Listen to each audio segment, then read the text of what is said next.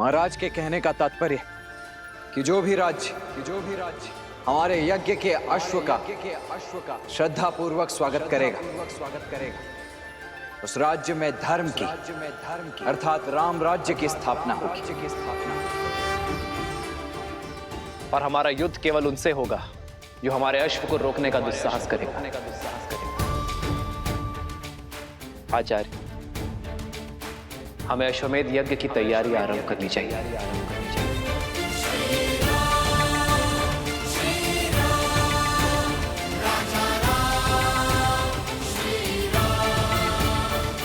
चंद्रबाहु, बानासुर, राम अश्वमेध यज्ञ कर रहा है।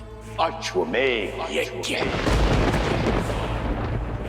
अपने राम राज्य का प्रचार कर रहा है, किंतु मैं ऐसा नहीं होने दूंगा। इसलिए चंद्रबाहु, मेरे पुत्र, ऐसी युक्ति लगाओ कि राम का ध्यान भटक जाए, वो ये यज्ञ संपन्न न कर सके, और तब तक मैं बानासुर के साथ सीता को अयोध्या लाने का षड्यंत्र रचता हूं। स्मरण रहे, हारे हुए सन्यासी के लिए समाज में न तो क्षमा है और न ही स्थान। सन्यास लेकर सिया राम ने मुझे हराया था, अब मैं सन्यास की वही डाल उनसे छीन कर उन्हें मार दूंगा। उनकी गरिमा, उनका सम्मान जला दूंगा। मैं ये अश्वमेध यज्ञ कभी नहीं होने दूंगा, कभी नहीं। सिया राम!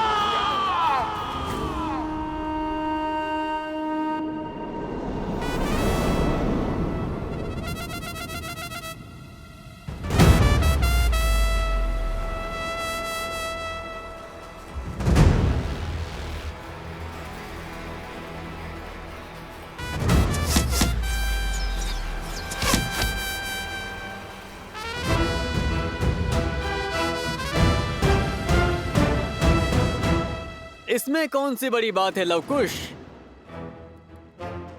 ये तो साधारण विद्यार्थी भी कर पा रहे हैं। यदि सत्य में तुम धनुर्धारी हो, श्री राम जी के सबसे बड़े भक्त हो, तो मेरी चुनौती पूरी करो। फिर हम मानेंगे कि तुम उत्तम धनुर्धर और सच्चे राम भक्त हो। क्या है चुनौती? अभी बताता हूँ।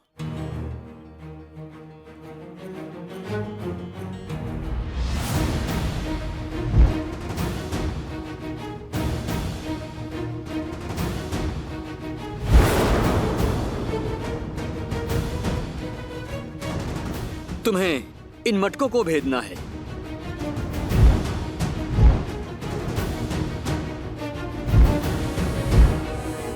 बोलो, भेद पाओगे इसे?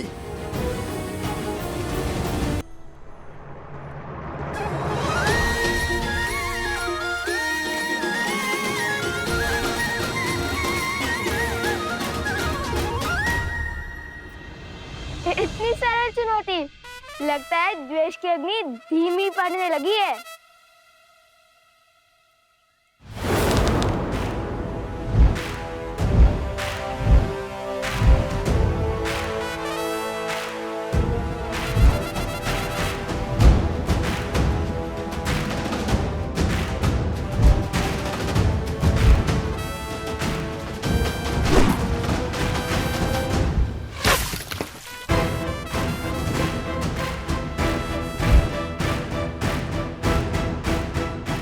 बस इतना ही सामर्थ्य है?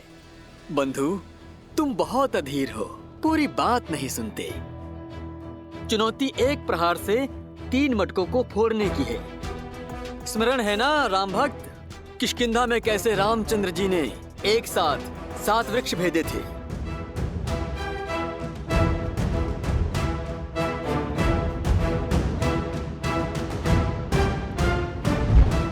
तुम भी अधीर हो, शीघ्र शीघ्र प्रसन्न हो जाते हो भ्राता शांडिल्य।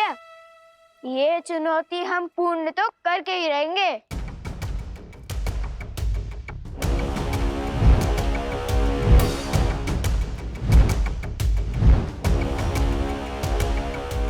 चाहिए भैया, भेज दीजिए।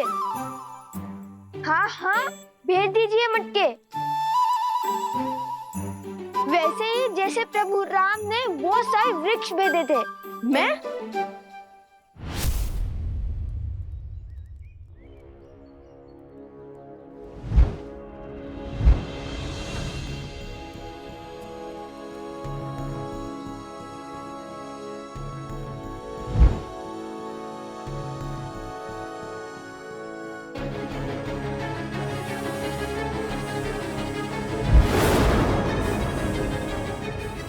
रुको रुको, वहां से नहीं, तीनों मटकों को यहाँ से भेजना है। यहाँ से, जहाँ पे मैं खड़ा हूँ, बाण यहाँ से चलाना है।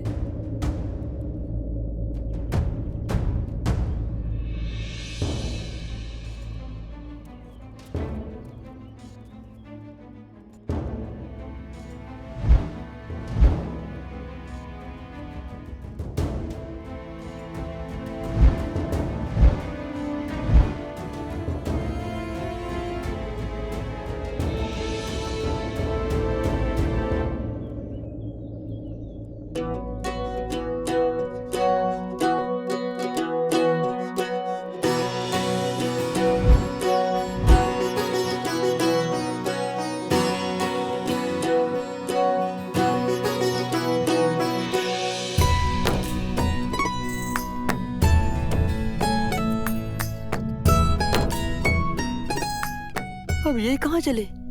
लगता है पराजय स्वीकार कर ली इसने।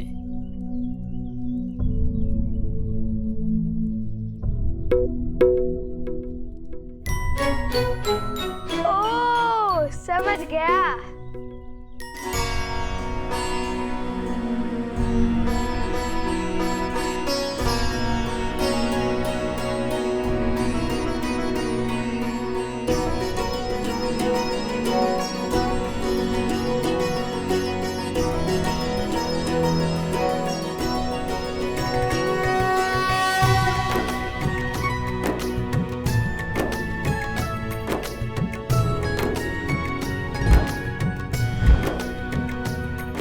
क्या देख रहे हैं भैया?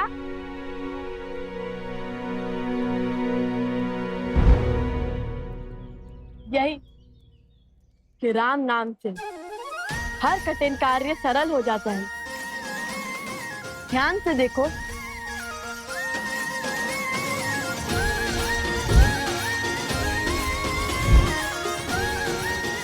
भैया, अब ये 3 मटकों को अवश्य एक साथ भेदेगा। हाँ, अवश्य भेदेगा।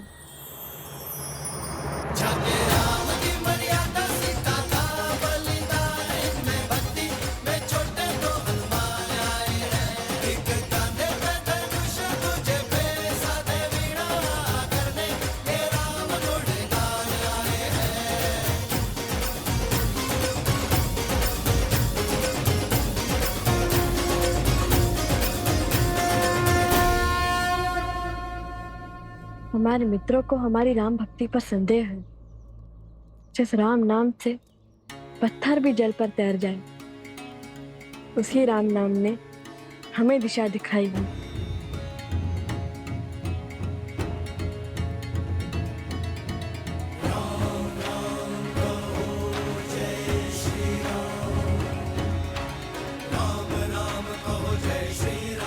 राम सर पे हो रघुवर का हाथ तो हर दुविधा आसान होगी। तुम वीर पुरुष, तुम पराक्रमी, तुम मर्यादा के हो स्वामी। साथ तुम्हारा जिसके साथ, तुम संकट हर लो आगामी। मन में है विश्वास, आकाश में पड़ेगा। जब होगी जीत तो हर दिशा में राम नाम गूंजेगा। राजा राम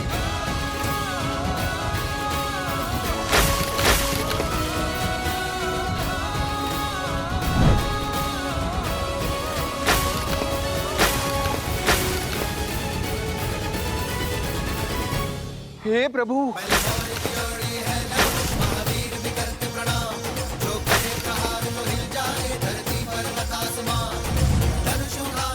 अरे कोई रोको, उस तीर को देखो।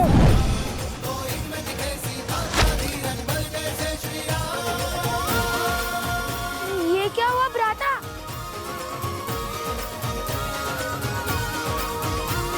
अरे मटके! कितना जल बह रहा है। कोई रोको इस तीर को, सारा पानी बह रहा है। चुनौती वृक्ष पर लटके 3 मटके फोड़ने की थी। तुमने तो आश्रम के सारे मटके फोड़ दिए। इस अपराध का तो घोर दंड मिलेगा तुम्हें। मैंने क्या, पूरे आश्रम ने देख लिया। सच्चे राम भक्तों का पराक्रम। अब लगता है वन देवी का पराक्रम तुम दोनों पर बरसेगा।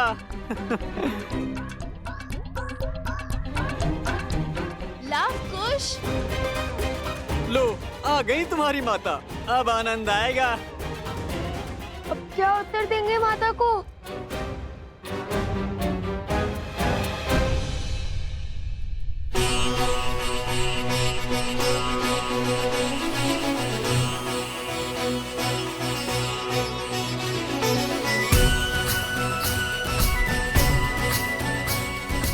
अश्वमेध यज्ञ के विधान के अनुसार ये वेदी 4 अंगुल और ऊंची होनी चाहिए। कुंड तक 21 सीढ़ियां होंगी, सभी 7-7 अंगुल की।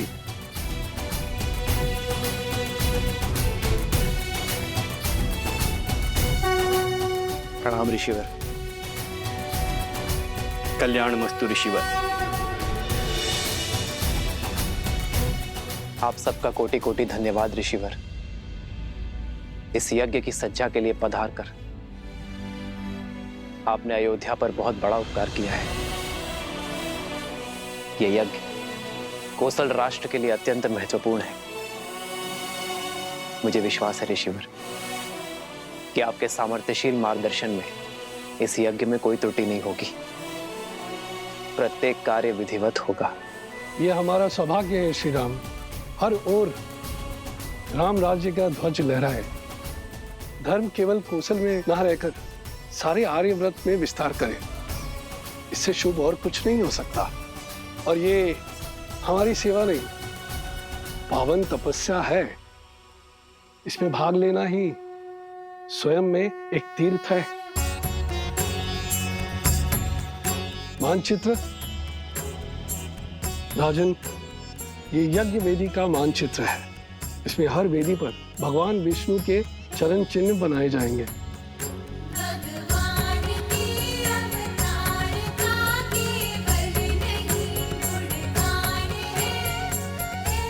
आइए।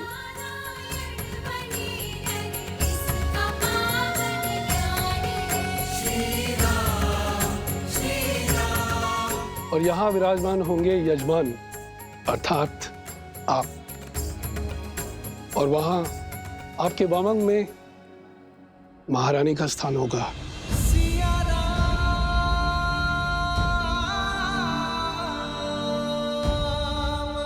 वेदों के अनुसार यज्ञ में यजमान के सपत्नी सम्मिलित होना अनिवार्य है।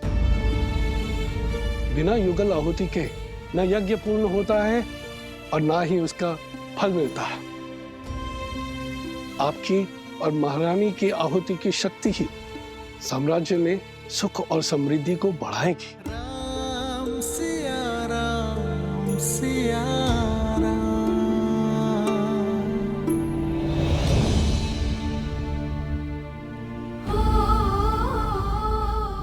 देख रही हो वन देवी, उत्पात चरण पर है। इन्होंने आश्रम के सारे मटके फोड़ दिए। इतनी दूर से जल लाए थे, सारा जल बह गया।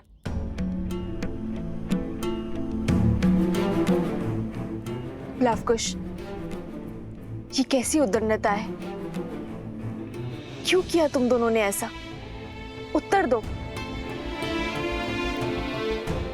ये कैसा खेल था? जो भी हुआ उसका उत्तरदायित्व हमारा है, परंतु ये कोई खेल नहीं था, चुनौती थी।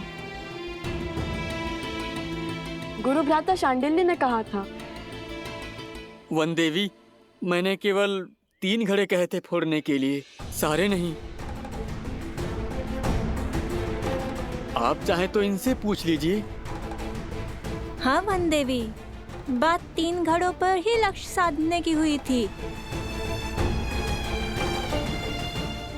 लवकुश, माता वो शक्ति अधिक लग गई। तुम्हारी इस अधिक शक्ति के कारण आश्रम में एक भी बूंद जल नहीं है। अब तुम दोनों का यही दंड है कि तुम दोनों पूरी रात्रि जागकर आश्रम के परिवार वालों के लिए नदी से जल भरकर लाओगे।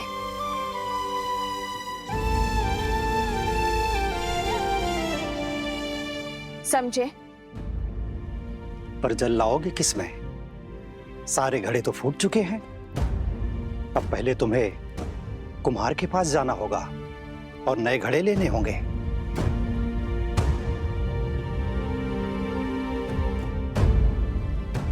जी माता।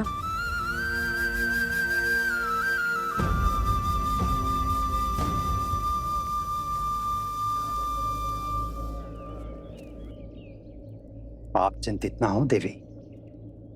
कुछ व्यक्तियों की दृष्टि में यह उद्दंडता है, पर सीधा देखा जाए तो श्री राम नाम की महत्ता की गूंज छुपी है इसमें।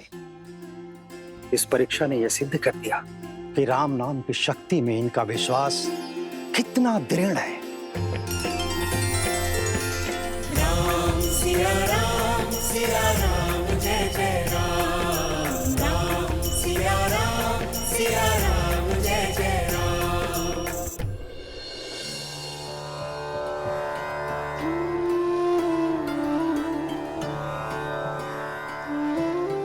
ये लो, ये भी ले जाओ। हम तो केवल 3 जीव हैं। इतने अनाज की आवश्यकता नहीं है हमें, इसे सब में बांट दो। और वैसे भी आश्रम पर जो संकट आया है उसके दोषी मेरी संतान ही तो है। किंतु ये कुमुदनी, ये कोई उपहार या उपकार नहीं है, मेरी क्षमा याचना है।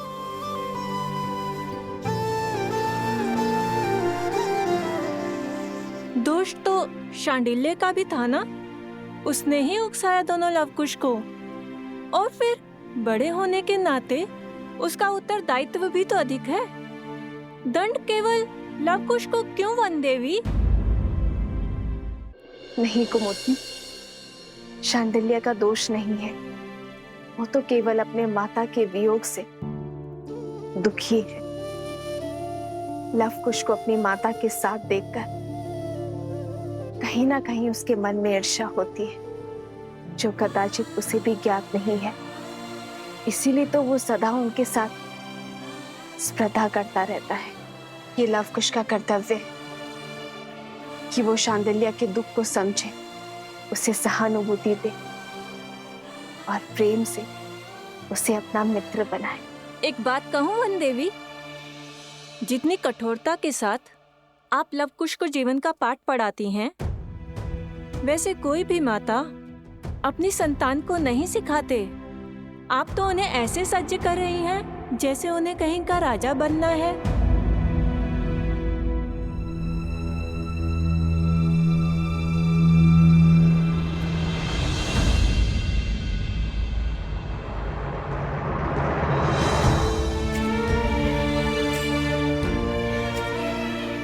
अब इसे मैं कैसे समझाऊं आर्य कि एक रानी केवल प्रेम रूपी माता नहीं बन सकती। मेरे कंधों पर अपने पुत्रों को पिता के समरूप बनाने का भार भी तो है ना आर्य, ताकि कल को वो पूरी निष्ठा के साथ अयोध्या के सिंहासन और प्रजा के मन पर राज कर सके।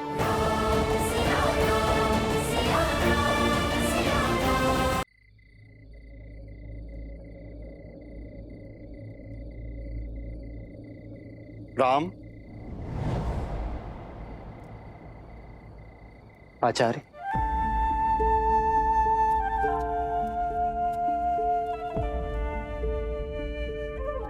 प्रणाम आचार्य। कल्याण। आचार्य, आप रुक क्यों गए? मैं अयोध्या का महाराज बाद में हूं। सबसे पहले आपका शिष्य हूं। मेरे समीप आने के लिए आपको किसी शब्द या अनुमति की आवश्यकता नहीं है। पधारिए। कई आचार्य, क्या आदेश? आपके आने का मंतव्य क्या है? विराजी। नहीं राम, तुम्हारा कर्तव्य केवल राज्य की सीमा का विस्तार ही नहीं है, तुम पर राज्य की स्थिरता, शांति, सुख और समृद्धि का भार भी है। और ये वनवासी सा जीवन इस समस्या का समाधान नहीं है वत्स। जानता हूं गुरुवर, इसलिए तो अश्वमेध यज्ञ करवा रहा हूं। यह जानते हुए भी कि बिना पत्नी के यज्ञ संपूर्ण नहीं हो सकता। राम, इस राज को एक सक्षम राजा ही नहीं, सर्वश्रेष्ठ पुत्राधिकारी भी चाहिए। ये भी तुम्हारा ही कर्तव्य है। और उसके लिए तुम्हारे साथ तुम्हारी अर्धांगिनी का होना अनिवार्य है। कहो, क्या होगा इस समस्या का समाधान? क्या दे पाओगे अयोध्या राज को उसकी महारानी?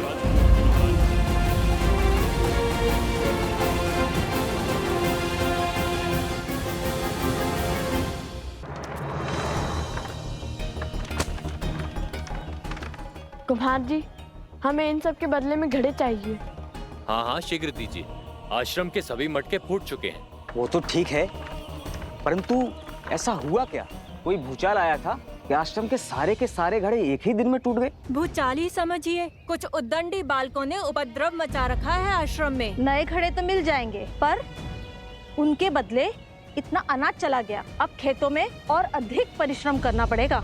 हाँ बहन, इस वर्ष की फसल बहुत ही परिश्रम मांगेगी। बालकों की उद्दंडता पर अंकुश रहना चाहिए। कब समझेंगे कि जब कोई बिना विचार किए कार्य करता है तो परिणाम पूरे समाज को भुगतना पड़ता है।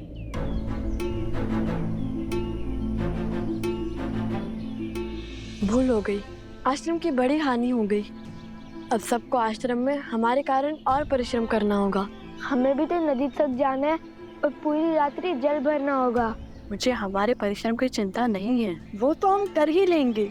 मुझे चिंता है माता की, हमने उनका मन दुखाया है। न जाने वो हमें क्षमा करेंगे भी या नहीं।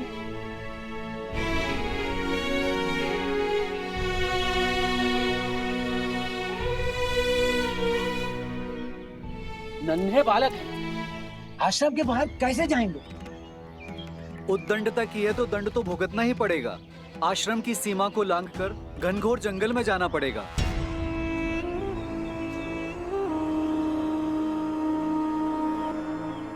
आज नहीं तो कल कोई तो इस आश्रम की सीमा लांघेगा ही, और उसे सीढ़ी बनाकर मैं पहुंचूंगा सीता तक।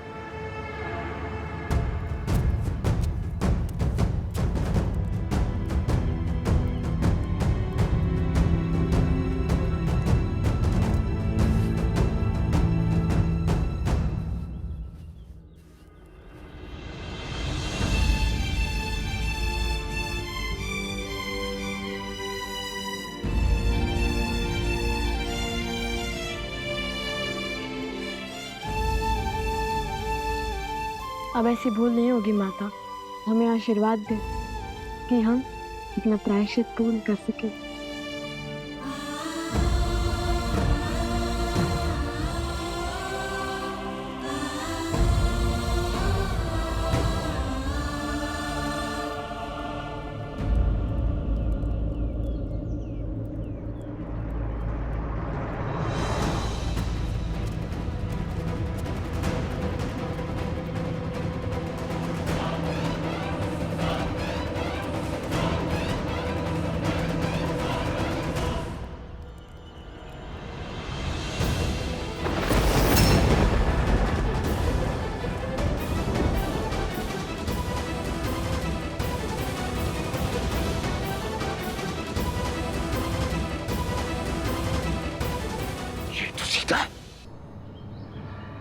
अर्थात ये दोनों बालक सीता और राम के।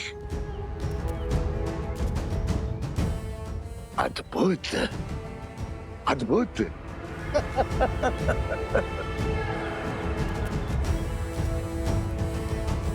12 वर्ष की प्रतीक्षा अंततः समाप्त हुई। आज सीता भी मिल गई और राम को परास्त करने का अस्त्र भी। अब आएगा आनंद।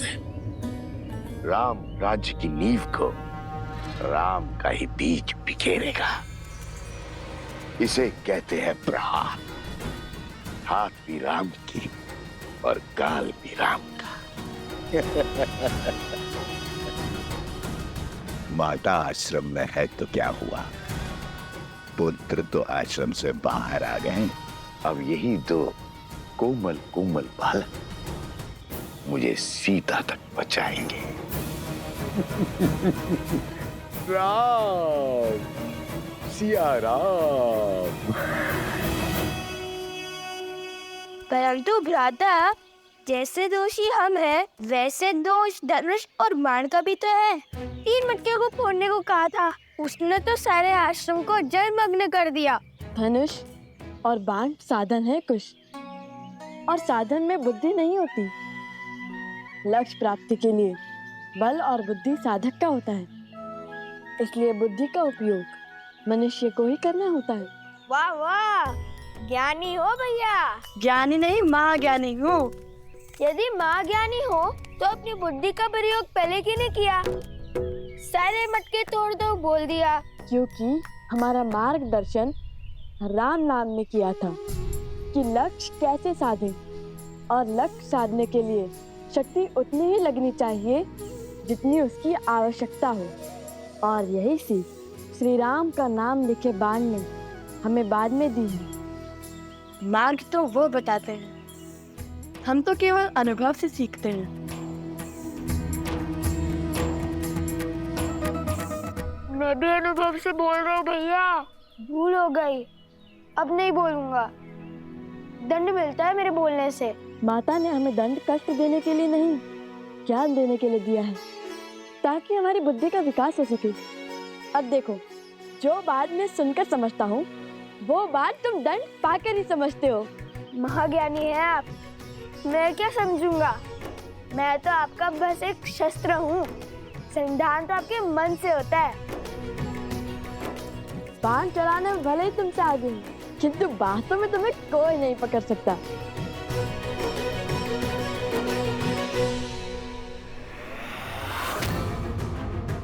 सीता तक पहुंचना है तो उसके पुत्रों को वश में करना होगा।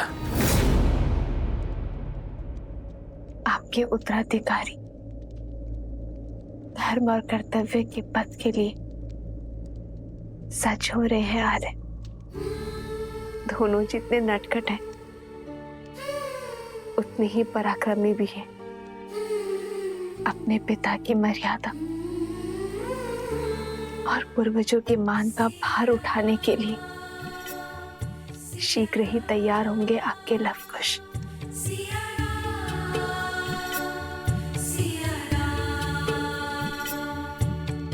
दोनों एक हैं, बस यही सच है।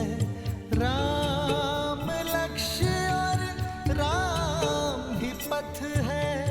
विरह की आग में जले सिया राम। एक है तन और एक है प्राण।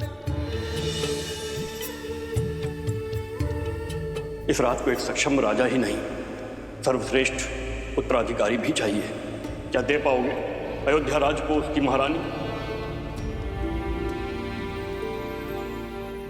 आपको तो भोजन खिला दिया है, किंतु हमारे दोनों पुत्र भूखे होंगे, और कुश को तो बहुत अधिक भूख लगती है आर्य।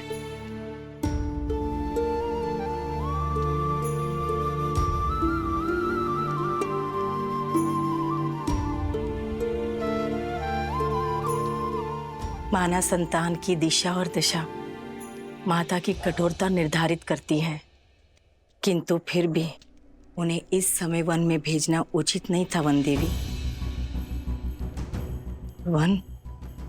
वन पशुओं से भरा है, उस पे असुरी शक्तियां। लवनासुर अवश्य मर चुका है, परंतु अभी भी असुरी शक्तियां आश्रम के चारों ओर मंडरा रही है, अवसर की प्रतीक्षा में।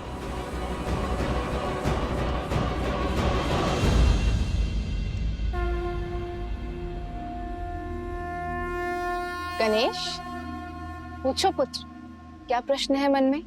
यज्ञ तो मन की, राज्य की, समाज की शांति के लिए किया जाता है ना? फिर उसमें बैठे राजा के लिए पत्नी का साथ क्यों अनिवार्य है? श्री राम तो स्वयं नारायण है, वो यज्ञ से नहीं, यज्ञ उनसे पवित्र हो जाएगा ना? ये बताओ गणेश कि जीवन का आधार क्या है? संतुलन। तुम्हारा उत्तर सर्वथा उचित है गणेश। ये संसार, ये प्रकृति संतुलन पर ही आधारित। जैसे दिन को संतुलित करती है रात्रि, बुराई को संतुलित करती है अच्छाई, वैसे ही पुरुष को संतुलित करती है स्त्री। किसी भी यज्ञ का उद्देश्य और फल तभी प्राप्त होता है जब उसमें दी गई आहुति संतुलित। इसीलिए यज्ञ में या जीवन में पुरुष के साथ स्त्री का होना आवश्यक ही नहीं, अनिवार्य भी है।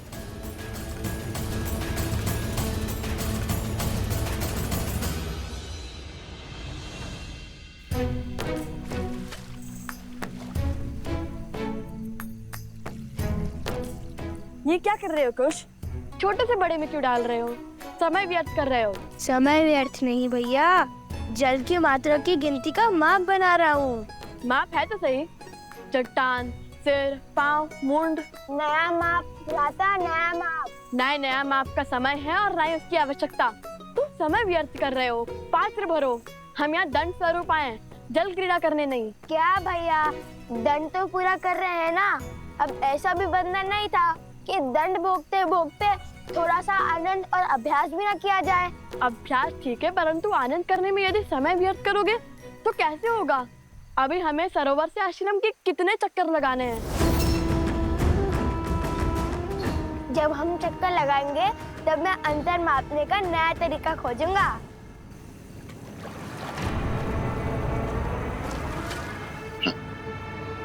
कितने अबोध है ये दोनों बालक। पुनः आश्रम नहीं पहुंचेंगे तो माता को तो ढूंढने बाहर आना ही होगा।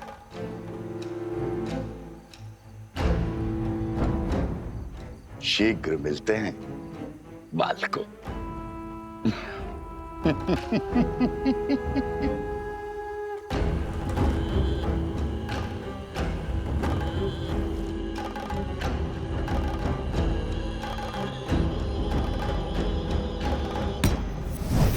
क्या आदेश है राक्षस श्रेष्ठ? किसे सताना है?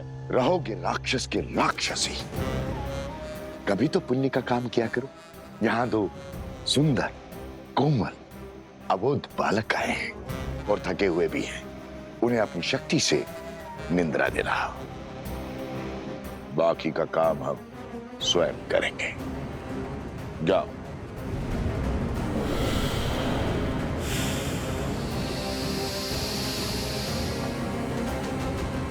पच्चीस, 26,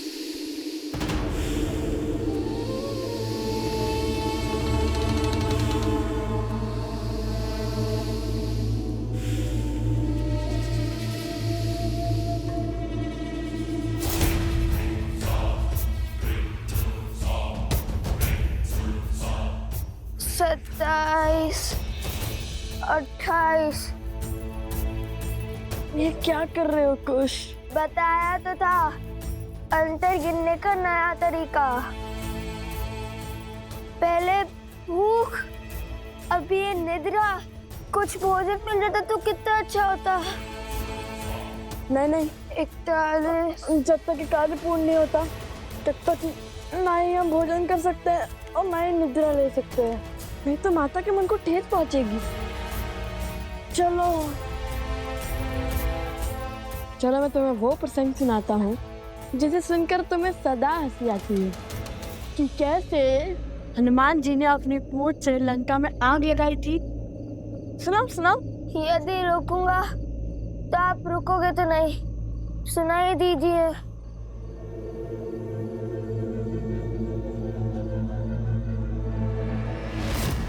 कुछ संभाल के चलो।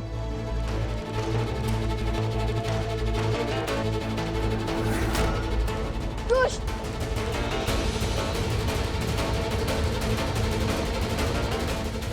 बस अब ये बड़ा बालक भी सो जाए। कुछ जागो, ये सोने का समय नहीं है। उठो कुछ।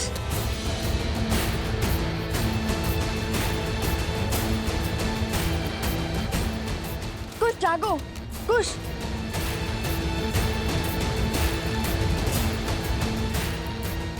कुछ जागो।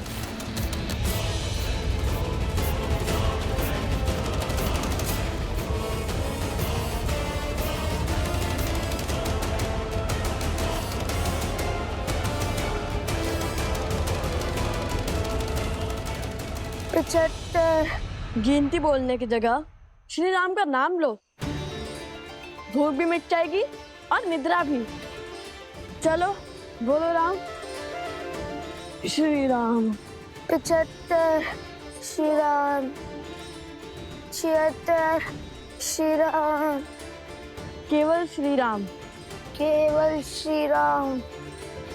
केवल श्री राम। केवल श्री राम। श्री राम। श्री राम। श्री राम। श्री राम। श्री राम। श्री राम। श्री राम। श्री राम। श्री राम।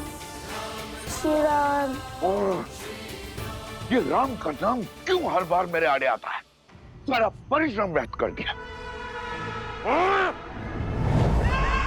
ये थी तुम्हारी शक्ति, बढ़ाओ अपनी शक्ति। अगर ये दोनों नहीं सोए ना तो मैं तुम सबको सदा सदा के लिए सुला दूंगा। जाओ। राम।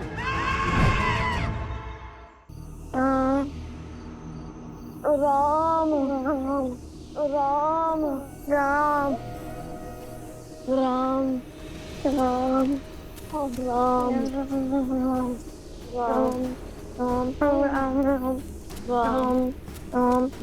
राम। राम।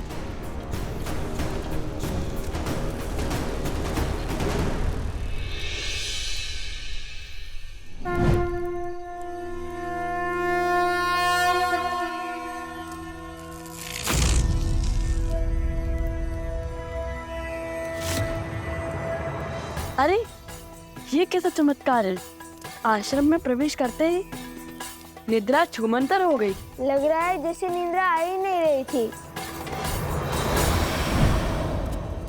अरे तुम जल ले भी आए?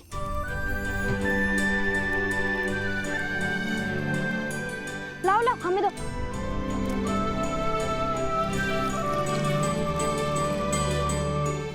तुम दोनों ठीक तो हो ना?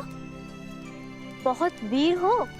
लव, कुश, पर इतना जल आश्रम के लिए पर्याप्त नहीं होगा, और जल की आवश्यकता होगी। तो क्या वन देवी के पुत्र थकते नहीं हैं?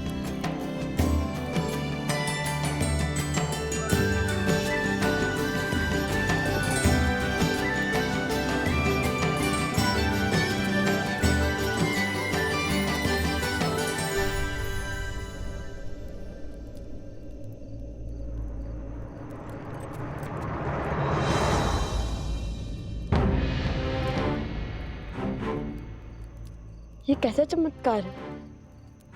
आश्रम की सीमा के बाहर निकलते ही निद्रा आने लगती है और भीतर आते ही निद्रा छूमंतर हो जाती है। बात तो उचित है भैया, लेकिन अब क्या करें? केवल श्री राम का नाम लेते हुए आगे बढ़ते रहे क्या? नहीं नहीं, हम राम भक्त हैं। हम वो करेंगे जो श्री राम करते, अपने ज्ञान और अपनी बुद्धि का प्रयोग। और मेरे ज्ञान के अनुसार ये कोई असुरी माया है जो आश्रम के भीतर प्रवेश नहीं कर पा रही।